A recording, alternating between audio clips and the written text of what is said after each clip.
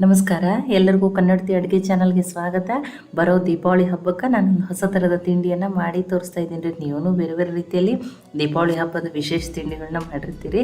ನಾನು ಈಸಿ, ಟೇಸ್ಟಿಯಾಗಿ ಮತ್ತು ಹೆಲ್ದಿಯಾಗಿ ಗೋಧಿ ಹಿಟ್ಟಿನಲ್ಲಿ ಮಾಡಿ ತೋರಿಸ್ತಾ ಇದ್ದೀನಿ. ಇದನ್ನು ನೀವು ಎಷ್ಟು ದಿನ ಬೇಕಾದರೂ ಸ್ಟೋರ್ ಮಾಡಿ ಇಟ್ಕೊಂಡು ತಿನ್ಬೋದು. ನನ್ನ ರೀತಿಯಲ್ಲಿ ಒಮ್ಮೆ ಟ್ರೈ ಮಾಡಿ ನೋಡಿರಿ. ಈ ಒಂದು ಪ್ಯಾನ್ಗೆ ನಾನು 1 ಸ್ಪೂನ್ ಆದಷ್ಟು ತುಪ್ಪನ ಹಾಕ್ತಾಯಿದ್ದೀನಿ ರೀ. ನೀವು ಎಣ್ಣೆನೂ ಹಾಕ್ಬೋದು.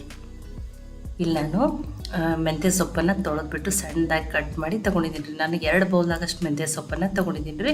ಆಮೇಲೆ ತೊಳೆದ ಮೇಲೆ ನೀರಿನ ಅಂಶ ಇರ್ಲಾರ್ದಂಗೆ ಕಾಟನ್ ಬಟ್ಟೆಯಲ್ಲಿ ಹಾಕಿ ಒರೆಸ್ಬಿಟ್ಟು ತಗೋರಿ. ಅದಷ್ಟು ಎಳೆ ಇರೋ ಮೆಂತ್ಯ ಸೊಪ್ಪನ್ನೇ ತಗೋರಿ, ಟೇಸ್ಟ್ ಚೆನ್ನಾಗಿ ಬರ್ತದೆ ರೀ. ಈಗ ಆ ತುಪ್ಪದಲ್ಲಿನೇ ಮೆಂತ್ಯ ಸೊಪ್ಪನ್ನು ಬೇಯಿಸ್ಕೊತೀನಿ ರೀ. ಎಳೆ ಇರೋದ್ರಿಂದ ಮೆಂತ್ಯ ಸೊಪ್ಪು ಬೇಗನೆ ಕರಿಗಿಬಿಡ್ತದೆ ರೀ. ಹೈ ಫ್ಲೇಮಲ್ಲಿ ಇಟ್ಟು ನಾನು ಒಂದು 2 ನಿಮಿಷ ಆಗಷ್ಟೇ ಬೇಯಿಸ್ಕೊಂಡಿದ್ದೀನಿ ರೀ. ನೋಡಿ, ಮೆಂತ್ಯ ಸೊಪ್ಪು ಎಷ್ಟು ಕಾಣಿಸಕತ್ತಿತ್ತು, ಈಗ ಕರಿಗಿ ಸ್ವಲ್ಪನೇ ಆಯ್ತು ರೀ ಅದು. ನೋಡಿ, ಒಂದು ಅರ್ಧ ಬೌಲಾಗಷ್ಟೇ ಆಗ್ಯದ. ಈಗ ಕರೆಕ್ಟಾಗಿ ಬೇಯ್ದಾದ್ರೆ ನಾನು ಗ್ಯಾಸನ್ನು ಆಫ್ ಮಾಡ್ತೀನಿ. ಇದನ್ನು ಆಮೇಲೆ ಯೂಸ್ ಮಾಡ್ತೀನಿ, ಅನ್ಕತಕ್ಕ ಸೈಡಿಗೆ ಇಡ್ತೀನಿ. ಈಗ ಇಲ್ಲಿ ಒಂದು ಪಾತ್ರೆಗೆ ನಾನು ಇಲ್ಲಿ ಸೋಸ್ ಇಟ್ಕೊಂಡಿರುವಂಥ ಗೋಧಿ ಹಿಟ್ಟನ್ನು ತೊಗೊಂಡಿದ್ದೀನಿ.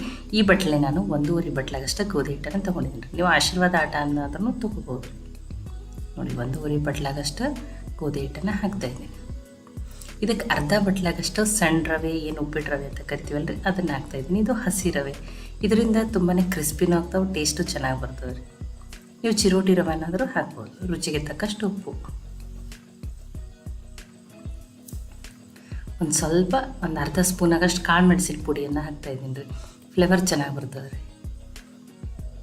ಒಂದು 1/4 ಟೀ ಸ್ಪೂನಾಗಷ್ಟು ಅರಿಶಿಣ, 2 ಸ್ಪೂನಾಗಷ್ಟು ಬಿಳಿ ಎಳ್ಳನ್ನು ಹಾಕ್ತಾಯಿದ್ದೀನಿ ರೀ. ಬಿಳಿ ಎಳ್ಳಿಗೆ ಟೇಸ್ಟ್ ಚೆನ್ನಾಗಿ ಬರ್ತದೆ ರೀ, ಮತ್ತು ಬಿಳಿ ಎಳ್ಳೆ ಆರೋಗ್ಯಕ್ಕೂ ತುಂಬಾ ಒಳ್ಳೆಯದು. 1 ಸ್ಪೂನಾಗಷ್ಟು ರೆಡ್ ಚಿಲ್ಲಿ ಪೌಡ್ರನ್ನ ಹಾಕ್ತಾಯಿದ್ದೀನಿ. ಖಾರ ನೀವು ನೋಡ್ಕೊಂಡು ಹಾಕೋರಿ. 1 ಸ್ಪೂನಾಗಷ್ಟು ಜೀರಿಗೆನ ಹಾಕ್ತಾಯಿದ್ದೀನಿ. ಜೀರಿಗೆ ಫ್ಲೇವರು ತುಂಬಾ ಚೆನ್ನಾಗಿ ಕೊಡ್ತದೆ ರೀ. 1/4 ಟೀ ಸ್ಪೂನಾಗಷ್ಟು ಅಜ್ವಾನನ್ನು ಈ ರೀತಿ ಕೈಯಲ್ಲಿ ತಿಕ್ಕಿ ಹಾಕೋದ್ರಿಂದ ಫ್ಲೇವರನ್ನು ಚೆನ್ನಾಗಿ ಕೊಡ್ತದೆ. ಇಲ್ಲಿ 2 ಸ್ಪೂನಾಗಷ್ಟು ತುಪ್ಪನ ಹಾಕ್ತಾಯಿದ್ದೀನಿ ರೀ. ನೀವು ಇಲ್ಲಿನೂ ಎಣ್ಣೆನಾದ್ರೂ ಹಾಕೋಬೋದು. ಈಗ ಇದನ್ನು ಮಿಕ್ಸ್ ಮಾಡ್ಕೊಳ್ಳೋಣ್ರಿ. ಆ ಮಸಾಲೆ, ತುಪ್ಪ, ಹಿಟ್ಟು, ರವೆ ಎಲ್ಲ ಚೆನ್ನಾಗಿ ಮಿಕ್ಸ್ ಆಗಲಿ ರೀ. ಆ ತುಪ್ಪ ಹಿಟ್ಟಿಗೆ ಚೆನ್ನಾಗಿ ಹತ್ಬೇಕು ರೀ. ಅಂದರೆ ನೋಡಿ, ಹಿಟ್ಟು ಬೈಂಡ್ ಆಗ್ಬೇಕು ರೀ. ನೀವು ದೊಡ್ಡ ಸ್ಪೂನ್ ಇದ್ದರೆ 1 ಸ್ಪೂನಾಗಷ್ಟೇ ಹಾಕೋರಿ. ನೋಡಿ, ಸಣ್ಣ ಸ್ಪೂನಿಂದ ನಾನು 2 ಸ್ಪೂನಾಗಷ್ಟೇ ಹಾಕ್ಕೊಂಡಿದ್ದೀನಿ. ಈಗ ಇದು ಹಿಟ್ಟು ಕರೆಕ್ಟಾಗಿ ಮಿಕ್ಸ್ ಆಗಿದೆ ರೀ. ಇದಕ್ಕೆ ಬೇಯಿಸಿಟ್ಕೊಂಡಿರುವಂಥ ಮೆಂತ್ಯ ಸೊಪ್ಪನ್ನು ಹಾಕ್ತಾಯಿದ್ದೀನಿ ರೀ.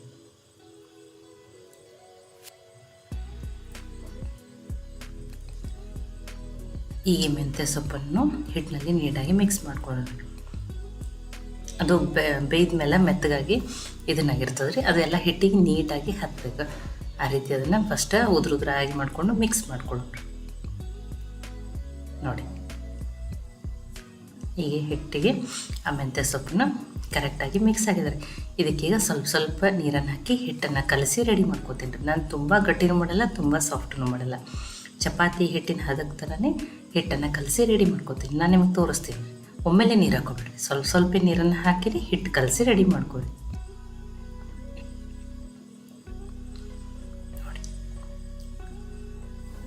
ನೋಡಿ, ನಾನು ನಿಮಗೆ ತೋರಿಸ್ತಾ ಇದ್ದೀನಿ. ತುಂಬ ಗಟ್ಟಿನೂ ಮಾಡಿಲ್ಲ. ನೋಡಿ, ಸಾಫ್ಟಾಗಿ ಹಿಟ್ಟನ್ನು ಕಲಸಿದ್ದೀನಿ. ನೋಡಿ, ಇಷ್ಟಿದ್ರೆ ಸಾಕ್ರಿ. ಇದಕ್ಕೊಂದು ಸ್ವಲ್ಪ ಎಣ್ಣೆ ಅನ್ನಿಸ್ತೀನಿ.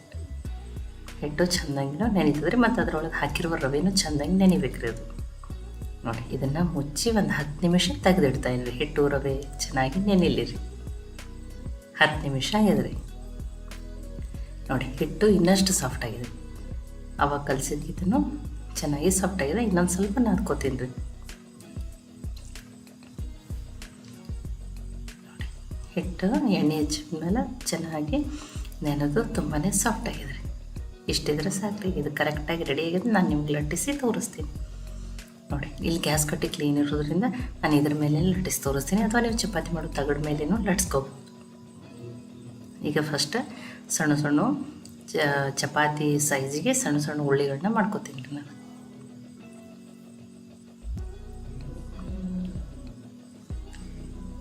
ನೋಡಿ, ಇಷ್ಟೇ ಮಾಡ್ಕೊಂಡಿದ್ದೀನಿ. ಒಂದು ಚಪಾತಿ ಹಿಟ್ಟಿನಷ್ಟೇ ತಗೋರಿ. ತುಂಬಾ ಏನು ದೊಡ್ಡ ಬೇಡ, ತುಂಬಾ ಸಣ್ಣ ಬೇಡ. ನೋಡಿ ಇಷ್ಟು ಮಾಡಿಕೊಂಡ್ರೆ ಸಾಕ್ರಿ.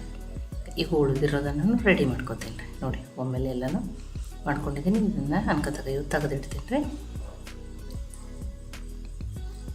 ಒಂದನ್ನು ಲಟ್ಟಿಸಿ ತೋರಿಸ್ತೀನಿ. ನೋಡಿ ಗೋಧಿ ಹಿಟ್ಟು ಹಚ್ಚಿನೇ ಲಟ್ಟಿಸ್ತೀನಿ.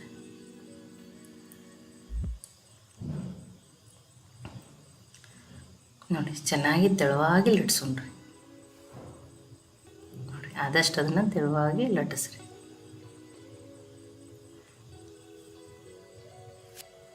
ನೋಡಿ ಮೈದಾ ಆರೋಗ್ಯಕ್ಕೆ ಒಳ್ಳೆಯದು ಅಂಥೇಳಿ ಅಲ್ಲ ಅಂಥೇಳಿ ನಾನು ಗೋಧಿ ಹಿಟ್ಟಿನಿಂದನೇ ಮಾಡಿ ತೋರಿಸಿದ್ದೀನಿ ರೀ. ತುಂಬ ಟೇಸ್ಟಿಯಾಗಿರ್ತಾವೆ ರೀ.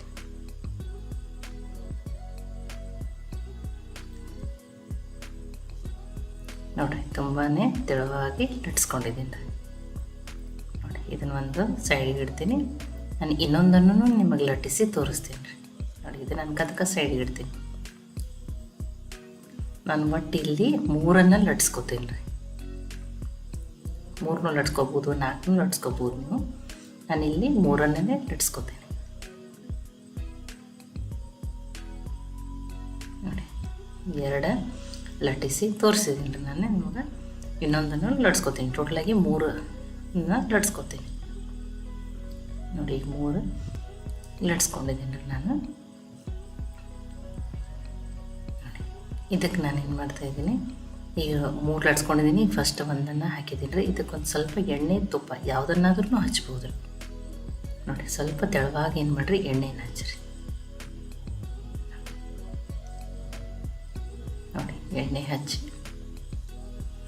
ಇದಕ್ಕೆ ಇದೇ ಗೋಧಿ ಹಿಟ್ಟನ್ನು ಸ್ವಲ್ಪ ನಾನಿಲ್ಲಿ ಉದುರಿಸ್ತೀನಿ ರೀ. ಅಂದ್ರೆ ಅಂಟಲ್ರಿ. ಇದ್ರ ಮೇಲೇ ನಾನು ಅವೆರಡನ್ನು ಹಾಕಿದ್ದೀನಿ. ಅದಕ್ಕೆ ಈ ರೀತಿ ಎಣ್ಣೆ ಹಿಟ್ಟು ಹಚ್ಚಿ ಹಾಕೋದ್ರಿಂದ ಅಂಟೆಲ್ಲ ಪದ್ರ ಆಗಿಬಿಡ್ತದೆ. ಅದಕ್ಕಾಗಿ ನಾನು ಈ ರೀತಿ ಹಾಕ್ತಾಯಿದ್ದೀನಿ. ನೋಡಿ ಆ ಸ್ವೀಟ್ನಲ್ಲಿ ನಾವು ಖಾಜಾ ಮಾಡ್ತಿರ್ತೀವಲ್ಲ ರೀ, ಅದೇ ರೀ. ನೋಡಿ ಸೇಮನ್ನು ಮತ್ತು ಎಣ್ಣೆ ಮತ್ತು ಹಿಟ್ಟು. ನೋಡಿ ಎಲ್ಲದಕ್ಕೂ ನೀವು 3 ಮಾಡ್ಕೊರಿ, 4. ಆದರೆ ಎಲ್ಲಕ್ಕೂ ಇದೇ ರೀತಿ ಹಿಟ್ಟು ಎಣ್ಣೆ ಹಚ್ಚಿನೇ ಮಾಡ್ಕೋಬೇಕು. ಅಂದರೆ ಎಲ್ಲನೂ ಪದರಾಗಿ ಅದಕ್ಕೆ ಕರೆದ ಮೇಲೆ ಪದ್ರ ಬಿಡ್ತದೆ ರೀ, ಚೆನ್ನಾಗಿ ಹತ್ತು.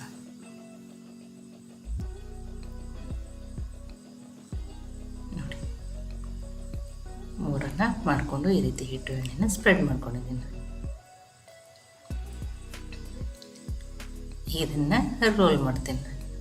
ನೋಡಿ ಟೈಟಾಗಿ ಚೆನ್ನಾಗಿ ರೋಲ್ ಮಾಡೋಣ. ನೋಡಿ ಲಾಸ್ಟಿಗೆ ಇದೇನು ಸ್ವಲ್ಪ ಹಾಕಿ ಉಳಿದಿರ್ತದೆ, ಅದಕ್ಕೊಂದು ಸ್ವಲ್ಪ ನೀರು ಹಚ್ಚಿ ಅದನ್ನು ಪ್ಯಾಕ್ ಮಾಡ್ಕೋತೀನಿ. ನೋಡಿ ಅದನ್ನು ಈ ರೀತಿ ರೋಲ್ ಮಾಡ್ರೆ ನೀರು ಹಚ್ಚಿ ಇವಾಗ ಅದು ಏನಾಗ್ತದೆ ರೀ, ಟೈಟಾಗಿ ರೋಲು ಚೆನ್ನಾಗಿ ಆಗ್ತದೆ ರೀ. ನೋಡಿ ಕರೆಕ್ಟಾಗಿ ರೆಡಿ ಆಗಿದ್ರೆ ಇದನ್ನು ಈಗ ಕಟ್ ಮಾಡ್ಕೋತೀನಿ. ತುಂಬ ದೊಡ್ಡ ಬೇಡ್ರಿ, ಒಂದೇ ಅಳತೆಯಲ್ಲಿ ಕಟ್ ಮಾಡ್ಕೊರಿ.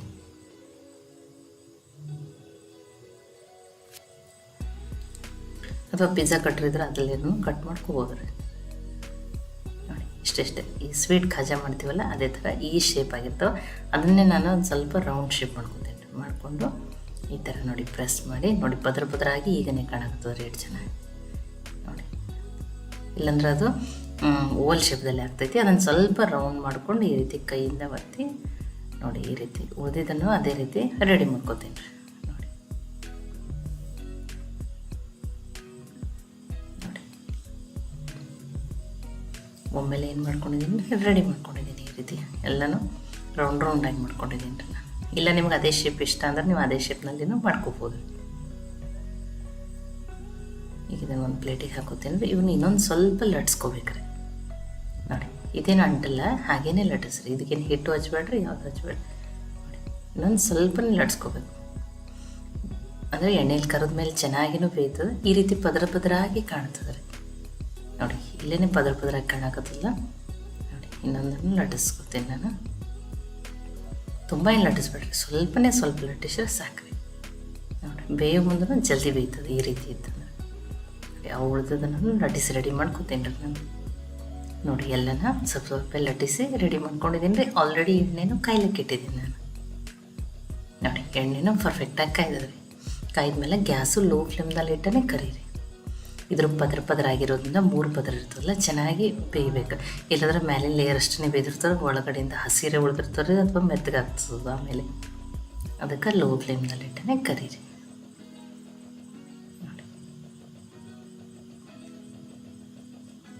ಗೋಧಿ ಹಿಟ್ಟು ಮೆಂತ್ಯ ಸೊಪ್ಪಿನಿಂದ ಮಾಡಿರೋದ್ರಿಂದ ಇದು ಹೆಲ್ದಿನೂ ಆಗಿರ್ತದೆ ಮತ್ತು ಎಣ್ಣೆನೂ ಹಿರ್ಕೊಳ್ಳಿಲ್ಲ, ತುಂಬಾ ಡ್ರೈ ಇರ್ತದೆ ರೀ. ಎಷ್ಟು ದಿನ ಬೇಕಾದ್ರೆ ಇಟ್ಕೊಂಡು ತಿನ್ಬೋದು, ತುಂಬಾ ಕ್ರಿಸ್ಪಿನೂ ಆಗಿರ್ತದೆ ರೀ. ನೋಡಿ ಬಿಸಿ ಬಿಸಿಯಾಗಿ ರೆಡಿಯಾಗಿರ್ತಾವೆ ರೀ. ನೋಡಿ ರೆಡಿಯಾಗ್ಯಾವ ಮತ್ತು ಎಣ್ಣೆನೂ ಹಿಡಿದಿರಲ್ಲ. ಗೋಧಿ ಹಿಟ್ಟು ಮೆಂತ್ಯ ಸೊಪ್ಪು ರವೆ ಬಳಸಿ ಮಾಡಿರೋದ್ರಿಂದ ಹೆಲ್ದಿನೂ ಅದಾವೆ. ನೋಡಿ ರವೆ ಎಲ್ಲ ಎಷ್ಟು ದಿನ ಇಟ್ಟರು ತುಂಬಾ ಕ್ರಿಸ್ಪಿಯಾಗಿರ್ತವೆ. ಆ ರವೆ ಹಾಕೋದ್ರಿಂದ ಕ್ರಿಸ್ಪಿ ಆಗ್ತಾವೆ ರೀ. ಟೇಸ್ಟೂ ತುಂಬಾ ಚೆನ್ನಾಗಿರ್ತದೆ ರೀ. ಈ ಬರೋ ದೀಪಾವಳಿ ಹಬ್ಬಕ್ಕೆ ಇದನ್ನು ಖಂಡಿತನೂ ನೀವು ಇದನ್ನು ಮಾಡ್ಕೊರಿ. ಈ ರೆಸಿಪಿ ನಿಮ್ಗೆ ಇಷ್ಟ ಆಗಿತ್ತು ಅಂದ್ರೆ ಲೈಕ್ ಮಾಡಿ, ಶೇರ್ ಮಾಡಿ, ಕಮೆಂಟ್ ಮಾಡಿರಿ. ಇದನ್ನು ನಾವು ಖಾರಿನ ಖಾಜಾ ಅಂತಲೂ ಕರಿಬೋದು ರೀ. ಮತ್ತೆ ಒಳ್ಳೆ ರೆಸಿಪಿ ಜೊತೆ ಸಿಗೋಣ. ಎಲ್ಲರಿಗೂ ಧನ್ಯವಾದಗಳು.